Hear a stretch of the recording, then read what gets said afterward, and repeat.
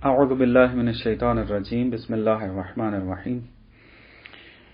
ہماری بحث جو ہے وہ باب تعریف میں شروع ہو گئی ہے، جو کہ کتاب کے مطابق 14واں درس بنتا ہے، اور 14ویں درس میں بھی تھوڑی سی مقدماتی بحثیں ذکر کرتے ہیں، اگرچہ یہ مقدماتی بحثیں باب تعریف ہی کے ساتھ خاص ہیں۔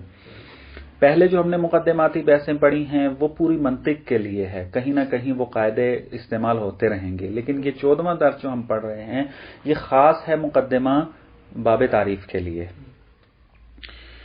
فرماتے ہیں کہ یہ بات تو ہم پہلے پڑھ چکے ہیں کہ علم منطق جو ہے وہ تعریف اور استدلال کی صحیح روش سکھاتا ہے، اور یہ بھی ہم نے کہا ہے کہ ایک مفہوم کو پہچاننے کے لیے اور اس کی تعریف کے لیے کلی مفاہیم کا سہارا لیا جاتا ہے جو کہ ہمارے ذہن میں موجود ہوتے ہیں۔ جب آپ کسی چیز کی تعریف کرنا چاہتے ہیں تو آپ انہی مفاہیم کا سہارا لیں گے جو مفاہیم آپ جانتے ہوں گے، آپ کے ذہن میں موجود ہوں گے۔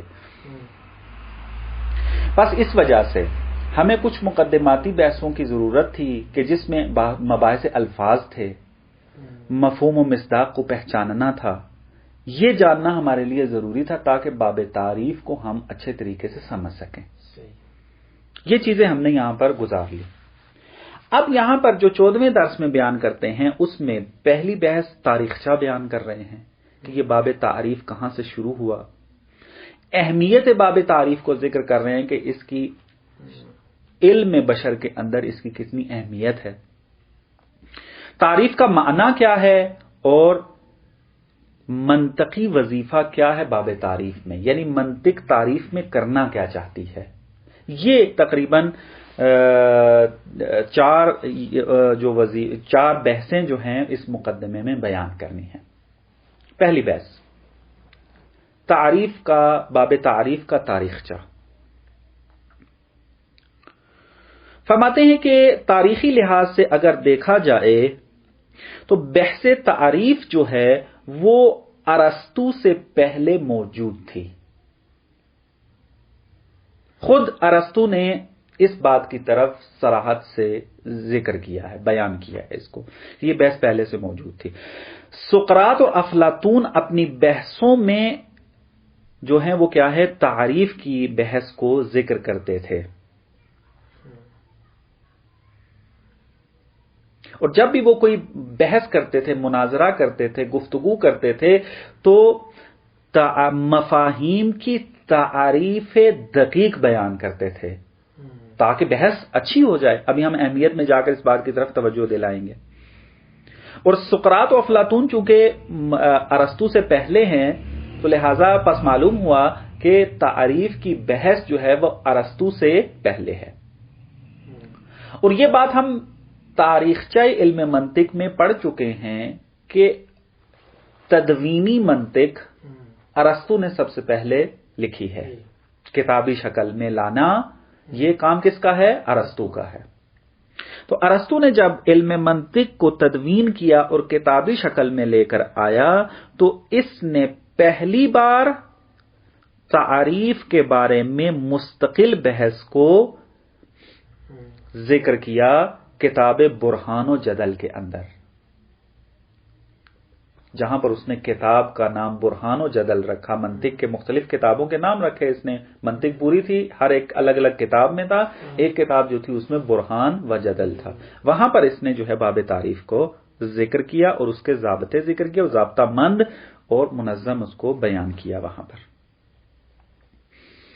پس ارسطو کے بعد سے لے کر ابھی تک علم منطق میں باب تعریف جو ہے وہ کماکان باقی ہے، یعنی اپنی حالت پر باقی ہے۔ ہاں یہ بات الگ ہے کہ بعض والے منطقیوں نے کچھ تبدیلیاں کی، کچھ کا اضافہ کیا، کچھ کو مزید منظم کیا، کچھ چیزیں حذف کر دی، مثلا اس طریقے سے یہ کام چلتا رہا، لیکن باب تعریف جو ہے وہ اپنی جگہ پر باقی رہا۔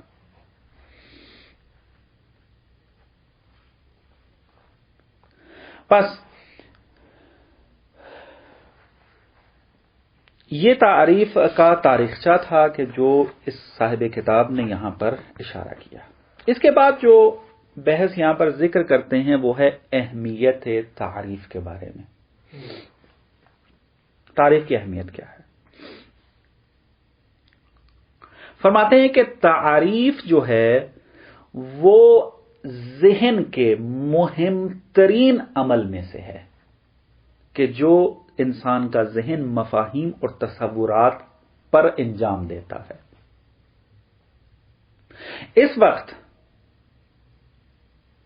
تمام علوم کے جو دانشور ہیں وہ کسی بھی علم کے مسئلے میں وارد ہونے سے پہلے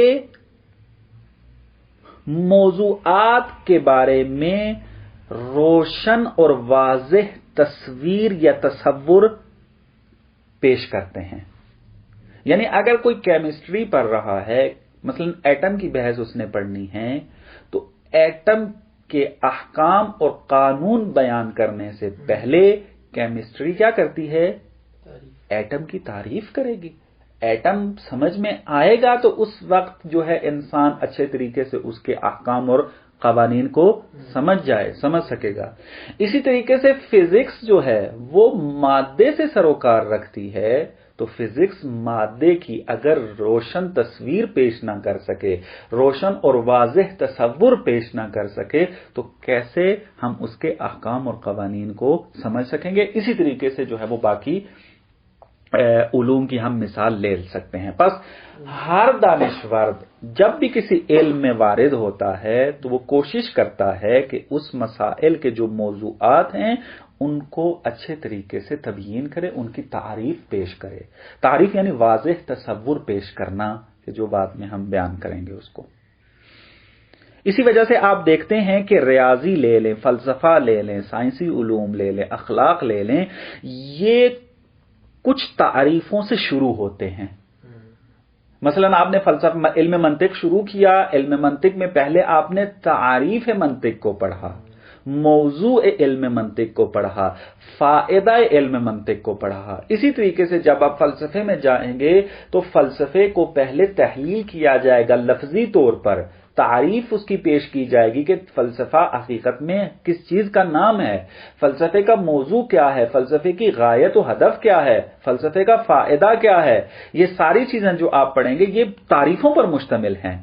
آپ وہاں پر بیان کریں گے، مثلا موضوع کی تعریف کریں گے، آپ کے موضوع کیا ہے، فلسفے کا موضوع کیا ہے. مثلا آپ کہیں گے وجود ہے تو وجود کی تعریف کریں گے، وہاں پر فلسفے کی خود فلسفہ کیا ہے اس کی تعریف کریں گے. تو بس تمام علوم ایک تعریف کے سلسلے سے شروع ہوتے ہیں، مختلف تعریفوں کو پہلے علم شروع کرنے سے پہلے انجام دیتے ہیں. کہتے ہیں اس سلسلہ تعریف کو مبادئ تصوری کہا جاتا ہے. یعنی وہ مفاہیم کہ جو ایک علم کو سمجھنے کے لیے ضروری ہیں، ان کی تعریفوں کو علم کے شروع ہی میں بیان کرنا یہ مبادئ تصوری میں ہوتا ہے. درست ہے؟ مبادئ تصوری میں ایسے مفاہیم کی وضاحت کی جاتی ہے کہ جو مفاہیم کہاں پر استعمال ہوں گے، اس علم کے سمجھنے میں جو ہے وہ کارآمد ہیں اور ضروری ہیں، تو لہٰذا اس کو وہاں پر کھول دیا جاتا ہے، پر اس کو مبادئ تصوری کہا جاتا ہے.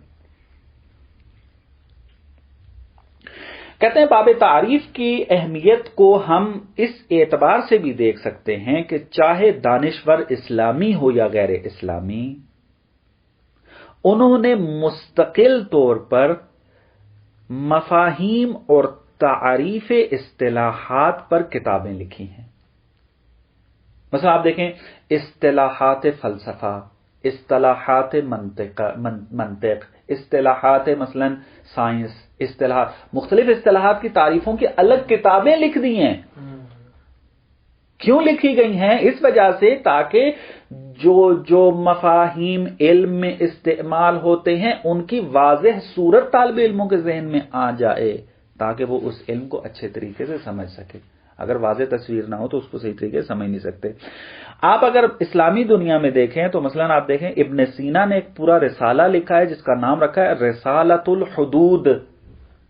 تعریف، حدود عربی میں تعریف کو کہتے ہیں، تعریف کا رسالہ، یعنی اس میں تعریف کے ضوابط، قانون، ان چیزوں کو جو ہے بیان کیا ہے. یا مثلا اگر آپ میر شریف جرجانی کی کتاب کو دیکھتے ہیں، ان کتاب کا نام رکھا ہے التعریفات. اس میں اس نے مختلف اصطلاحات کو واضح کیا ہے اور اس کا نام رکھا ہے التعریفات، لہذا انتہائی اہمیت کی حامل ہے.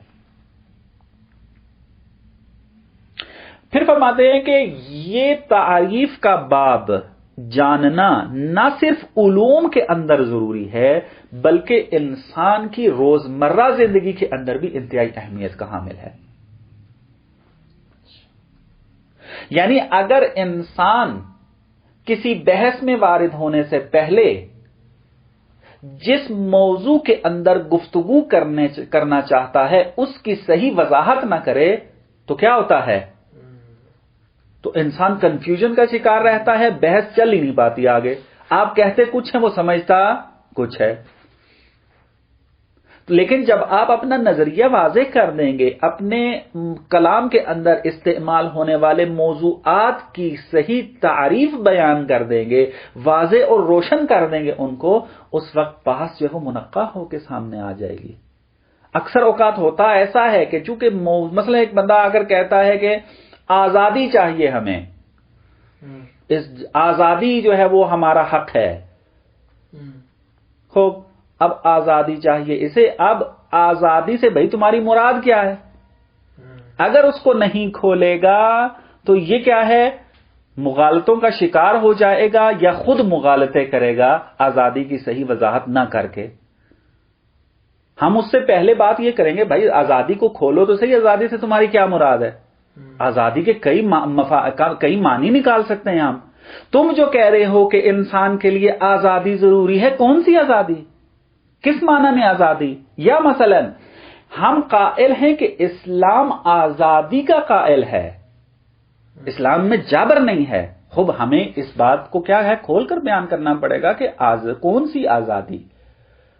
مثلا کوئی بندہ اگر کہے گا اگر اسلام آزادی کا قائل ہے تو حجاب کیوں ہے؟ اسلام آزادی کا قائل ہے تو پھر فلانے امور سے روکتا کیوں ہے؟ بس آزادی نہیں ہے. یہاں کیا ہو جائے گا؟ اب وہ بندہ غلط سمجھ رہا ہے. کیوں؟ کیونکہ آزادی کا مفہوم اس کے لیے واضح نہیں ہے. بات واضح ہوئی ہے؟ بس اگر ہم روزمرہ زندگیوں کے اندر بھی دیکھیں تو اکثر اوقات دیکھنے میں آتا ہے کہ اگر کہیں پر مشاجرہ ہو رہا ہے، نزاع ہو جاتا ہے، جھگڑا ہو جاتا ہے، اس کی اب تحلیل کریں تو پتہ چلتا ہے کہ بھائی ان کی تو تعریفیں ٹھیک نہیں تھی. وہ بھی یہی کہنا چاہ رہا تھا، وہ بھی یہ کہنا چاہ رہا تھا، لیکن بات واضح نہیں تھی، موضوع واضح نہیں تھا. بات واضح ہے؟ بس باب تعریف کی جو اہمیت ہے وہ انسان کی روزمرہ زندگی کے اندر بھی پائی جاتی ہے کہ انسان ہر بحث کو شروع کرنے سے پہلے اس کی وضاحت کر دے، اس کو تعریف کر دے، مفہوم روشن کر دے اس کا، تاکہ یہ مشکل پیش نہ آئے. اگلی بحث یہ پیش کرتے ہیں کہ تعریف کی بحث میں منطقی کیا کرنا چاہتا ہے، رسالت کیا ہے اس کی، منطق کی. فرماتے ہیں کہ ہم نے کتاب کے آغاز میں یہ بیان کیا تھا کہ انسان ذاتی طور پر موجود متفکر ہے. انسان تفکر سے کبھی جدا نہیں ہو سکتا. بس جب متفکر ہے انسان تو یہ بات طبیعی ہے کہ اس قسم کا موجود جب اپنے اطراف میں جہان کو دیکھ رہا ہوتا ہے تو اس کے اندر مختلف جستجویں پیدا ہوتی ہیں، سوال کرنے کی طرف آتا ہے، سوال کرنے لگ جاتا ہے. منطق نے انسان کے مہم ترین سوالوں کو 3 قسم کے طبقہ بندی میں بیان کیا ہے کہ انسان معمولاً ہر چیز کے بارے میں ان 3 سوالوں میں سے کوئی ایک سوال کرے گا یا یہی 3 سوال کرے گا. اور بھی سوال ہیں لیکن بنیادی ترین سوال جو ہیں وہ یہی ہیں. یا تو انسان ایک چیز کی کیا ہے حقیقت کے بارے میں سوال کرے گا کہ یہ چیز اس کی حقیقت کیا ہے؟ مثلا میرے سامنے اس وقت اگر لیپ ٹاپ پڑا ہوا ہے، ایک نیا انسان آئے جو ٹیکنالوجی سے اصلا متوجہ نہیں، کسی گاؤں میں رہ رہا تھا، اصلا دنیا سے آگاہ نہیں تھا، اس نے جیسے ہی یہ چیز دیکھی آ کر پوچھے گا اس کی حقیقت کیا ہے؟ جس کو فارسی میں کیا تعبیر استعمال کرتے ہیں؟ چیستی. عربی میں کیا کہتے ہیں؟ ماہیت. اس چیز کی ماہیت کیا ہے؟ اس چیز کی چیستی کیا ہے؟ چیست کیا ہے اس کی؟ اور ہماری اردو زبان میں چونکہ متبادل نہیں ہے، ہم بس یہی کہیں گے کہ اس چیز کی حقیقت کیا ہے. پس پہلا سوال جو ہے وہ چیستی کے بارے میں ہے، ماہیت کے بارے میں ہے، اور یہ سوال عربی میں ماں کے ذریعے کیا جاتا ہے. میم الف ماں ہوا سے کیا جاتا ہے. دوسرا سوال جو معمولاً انسان کرتا ہے ایک چیز کے بارے میں، جب ایک چیز کی حقیقت کس سے آشنا ہو گیا، اس کو پتا چل گیا کہ یہ کمپیوٹر ہے اور اس کی ذات میں یہ چیزیں پائی جاتی ہیں، ذات سے آشنا ہو گیا، حقیقت سے آشنا ہو گیا. درست ہے؟ بعض اوقات انسان یہ ہوتا ہے کہ ایک چیز کی حقیقت سے آگاہ تو ہو جاتا ہے، لیکن اس کو یہ نہیں پتا ہوتا کہ یہ چیز موجود بھی ہے یا نہیں. مثلا انسان چڑیل کے مفہوم سے آشنا ہو گیا، اس نے اس کی حقیقت پوچھی، بہرحال کچھ نہ کچھ اس کو بتا دیا گیا. اب اگلا سوال وہ یہ کرے گا آیا چڑیل موجود بھی ہے یا نہیں ہے، یا ویسے افسانہ ہی ہے؟ سوال ہوتا ہے یا نہیں؟ جب آپ مثلا بچوں کو کہانیاں سناتے ہیں تو چڑیل کے حوالے سے بات ہوتی ہے تو وہ بچہ پہلا سوال ہی کرتا ہے چڑیل کس کو کہتے ہیں؟ آپ اس کی تبیین کرتے ہیں، چڑیل مثلا جس کے بال کھلے ہوں، جس کے پاؤں الٹے ہوں، جو ڈرونی ہوتی ہے. آپ یہ کیا کر رہے ہیں؟ اب اس کی حقیقت سے قریب کر رہے ہیں بچے کو. تو بچہ جب یہ حقیقت سے آشنا ہو جاتا ہے، ایک تصویر اپنے ذہن کے اندر بنا لیتا ہے، اب وہ اگلا سوال یہ کرتا ہے کہ آیا چڑیل موجود بھی ہے؟ مجھے اس سے ڈرنا چاہیے، موجود ہے یا نہیں ہے؟ بس عربی میں موجود کے بارے میں موجود ہونے یا نہ ہونے کے بارے میں جو سوال ہوتا ہے وہ حل کے ساتھ ہوتا ہے، حل ہوا.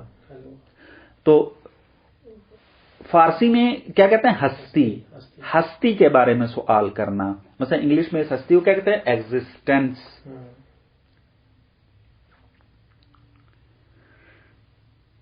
اس کے وجود، موجودیت کے بارے میں سوال کرنا. بس دوسرا سوال یہ. تیسرا سوال یہ کرتا ہے کہ مجھے یہ اس کی حقیقت بھی پتا چل گئی اور یہ بھی پتا چل گیا کہ یہ خارج میں ہے، تو تیسرا سوال یہ ہوتا ہے کہ یہ ایسا کیوں ہے؟ اس کے مثلا فرض کریں، جیسے منطق مظفر میں بھی آپ جائیں گے تو مثال دیتے ہیں، آپ نے مغناطیس کی حقیقت بھی پتا چل گئی، اس کی ذات پتا چل گئی کہ مغناطیس کی حقیقت کیا ہے، اس کی ماہیت کیا ہے، اور آپ کو یہ بھی پتا چل گیا کہ مغناطیس جو ہے وہ خارج میں ہے، فیکٹری نے بنایا ہوا ہے اس کو. جب آپ نے دیکھا کہ مغناطیس کے ساتھ جب لوہا لگتا ہے تو وہ کھینچتا ہے لوہے کو اپنی طرف، تو اگلا سوال یہ ذہن میں آتا ہے بھائی یہ کیوں کھینچ رہا ہے لوہے کو؟ جیسے ہی انسان یہ دیکھتا ہے تو یہ سوال ذہن میں آ جاتا ہے کہ یہ لوہے کو کیوں کھینچ رہا ہے اپنی طرف. اس مقام کو کہتے ہیں مقام چرائی. فارسی میں چرا، اردو میں کیا کہتے ہیں؟ کیوں. کیوں مغناطیس لوہے کو کھینچتا ہے؟ یہ کیوں کا مرحلہ ہے کہ جس کو عربی میں لما کہتے ہیں. سوال کیا جاتا ہے لما ہوا، یعنی مغناطیس کیوں لوہے کو کھینچ رہا ہے. بس بنیادی طور پر جو انسان سوال کرتا ہے وہ یہ تین ہیں، ما ہوا، حل ہوا اور لما. اگر اس کو فارسی میں بیان کریں، چیستی و حقیقت، ہستی و وجود اور چرائی، اور اردو میں کیوں کا مرحلہ ہے. یہ تین سوال بنیادی اس کے ہوتے ہیں. خوب، اب یہ سوال کیوں کیے جاتے ہیں؟ یہ مطلب واضح ہے کہ اس سوال انسان اس لیے کرتا ہے یہ والا، ماہیت کے بارے میں، ہستی کے بارے میں اور چرائی اور کیوں کے بارے میں، تاکہ انسان یا تو تصور جدید تک پہنچ جائے. مثلا پہلے چڑیل کا تصور اس کے ذہن میں نہیں تھا، اب وہ حقیقت کو جان کر نئے تصور تک پہنچ گیا، اس کے ذہن میں اب تصور چڑیل آ گیا، پہلے نہیں تھا. درست ہے؟ یا ان سوالوں کے ذریعے جدید تصدیق تک پہنچنا چاہتا ہے. مثلا اگر آپ جب چڑیل کا مفہوم اور تصور آپ کے ذہن میں آ گیا، آپ نے جب پوچھا کہ یہ ہے یا نہیں، اگر کہا نہیں تب بھی تصدیق ہے، اگر کہا ہے تب بھی تصدیق ہے، تو جدید تصدیق آپ کو پتہ چل گئی کہ یہ تصور یا ہے یا نہیں ہے. تو تصدیق پہ چونکہ ہم نے تفصیلی بحث کر دی ہے، اس کو دہرانے کی ضرورت نہیں ہے. یا مثلا مقناطیس کیوں لوہے کو کھینچتا ہے، یہ بھی تصدیق سے مربوط ہے، کیونکہ جملہ ہے، اعتقاد ہے، قضیہ ہے کہ تفصیل سے بعد میں ہم پڑھیں گے جا کر. تو یہ سوال بھی انسان کو جدید تصدیق عطا کر رہا ہے. بس انسان ان سوالوں کے ذریعے یا تو جدید تصور تک پہنچ جاتا ہے یا جدید تصدیق تک پہنچ جاتا ہے. تصورات اور تعریف کے اندر ہمیں کس سوال کے ساتھ سروکار ہے؟ ما ہوا سے، ہستی اور حقیقت سے، کیونکہ تصور سے تعلق اس سوال کا ہے.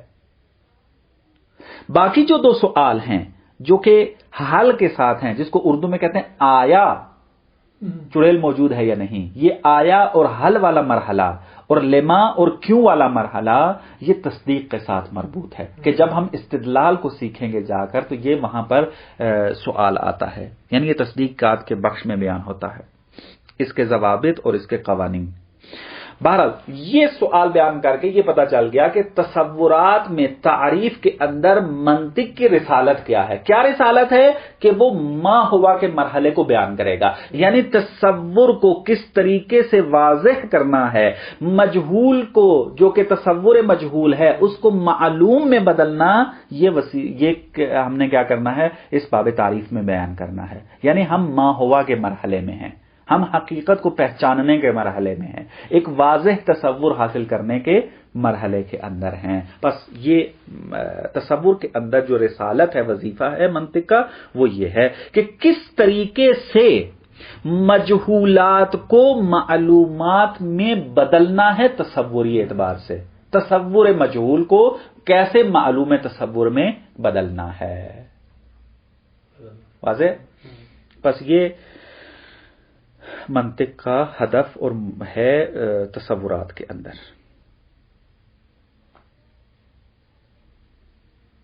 ایک اور نقطہ جو یہاں پر بیان کرتے ہیں وہ یہ کہ یہ بات ذہن میں رہے کہ تعریف کرنا منطق کا کام نہیں ہے، بلکہ تعریف کے قواعد بیان کرنا منطق کا کام ہے. اب فزکس والا آ کر یہ نہ کہے منطق کو کہ مجھے مادے کی تعریف کر کے دو، کیمسٹری والا آ کر یہ نہ کہے مجھے ایٹم کی تعریف کر کے دو. درست ہے، تعریف خود اس علم نے ہی کرنی ہے، لیکن کیسے تعریف کرنی ہے، کن قواعد کے تحت تعریف کرنی ہے، اس تعریف کے قواعد کو منطق بتائے گی. اگر ضمناً کسی چیز کی تعریف کر بھی دیتی ہے منطق تو وہ مثال کے عنوان سے ہے. مثلا بعض اوقات کہتے ہیں منطق تعریف کرتا ہے انسان کے حیوان ناطق. کوئی منطق کا وظیفہ نہیں ہے کہ وہ انسان کی تعریف کرے. منطق نے مطالب بیان کرنے کے لیے مثالوں کا سہارا لیا ہے، اس میں سے ایک مثال جو ہے وہ انسان کی لے لی ہے. بس انسان کی تعریف کر کے دکھائے کہ انسان حیوان ناطق ہے تاکہ وہ اپنی باتوں کو سمجھا سکے. بس جو یاد رکھنے والی بات ہے وہ یہ کہ منطق تعریف کے باب میں صحیح تعریف کرنا سکھاتی ہے، قواعد تعریف سکھاتی ہے، نہ کہ خود تعریف. علوم آ کر یہ تقاضا نہ کریں کہ ہمارے موضوعات کی تعریف کرو. بس یہ ایک مطلب جو ہے وہ ذہن میں رہے. اس کے بعد اگلا مرحلہ جو آ جاتا ہے وہ ہے تعریف کا معنی کیا ہے، تعریف کسے کہتے ہیں. تعریف یعنی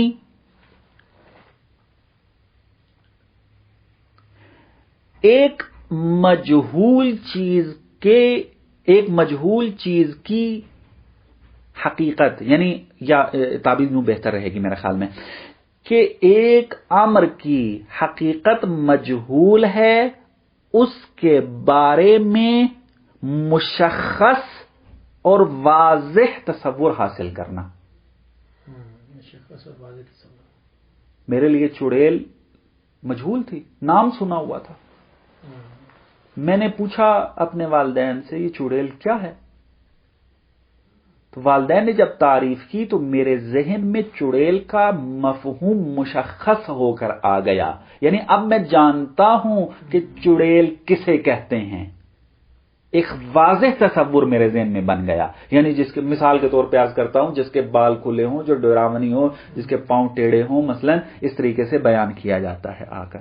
پس تعریف کیا ہے؟ امر مجہول کے بارے میں تصور روشن کو حاصل کرنا, یہ تعریف ہے. یا مثلا بہتر تعبیر ایک یوں بھی کی جا سکتی ہے کہ تصور مجہول کو روشن کرنا اور مفہوم کو ان تصور اور مفاہیم کے ذریعے روشن کرنا کہ جو پہلے سے میرے ذہن میں موجود ہیں. مثلا میرے لیے چڑیل کا مفہوم روشن نہیں تھا. میں نے سوال کیا کہ چڑیل کسے کہتے ہیں, لیکن میں جانتا تھا کہ پاؤں کسے کہتے ہیں, میں جانتا تھا بال کسے کہتے ہیں, میں جانتا تھا ڈراؤنا کسے کہتے ہیں, ڈراؤنا ہونا, خطرناک ہونا مثلا. یہ چونکہ میں مفہوم جانتا تھا پہلے سے, جس بندے نے میرے لیے چڑیل کا مفہوم بیان کرنا تھا اس نے انہی مفہوموں کا سہارا لیا. اس نے کہا چڑیل اسے کہتے ہیں جس کے بال کھلے ہوں, جس کے پاؤں ٹیڑھے ہوں, جو ڈراؤنی شکل کی ہو. تو اب میرے ذہن میں چونکہ پہلے یہ مفہوم موجود تھے, آشنا تھا ان مفہوم سے, تو انہی مفہوم کا سہارا لے کر مفہوم چڑیل کو واضح کر دینا, اس کو کہتے ہیں تعریف. یعنی واضح پہلے سے موجود مفاہیم کو کہ جو ذہن میں موجود ہے ان کا سہارا لے کر ایک مجہول مفہوم کو اور تصور کو واضح کر دینا, یہ تعریف ہے. میرے خیال میں واضح تر ہے, بہت آسان کر کے میں نے بیان کیا. اب آتے ہیں تھوڑی اصطلاحی زبان اختیار کریں تاکہ بعد میں جب ہم اصطلاحی تعبیر استعمال کریں تو سمجھ میں آ جائے کہنا کیا چاہتے ہیں. جس کو واضح کیا جا رہا ہوگا, جس کی وضاحت بیان کی جا رہی ہوگی یا جس کی تعریف کی جا رہی ہوگی اس کو کہیں گے معرف.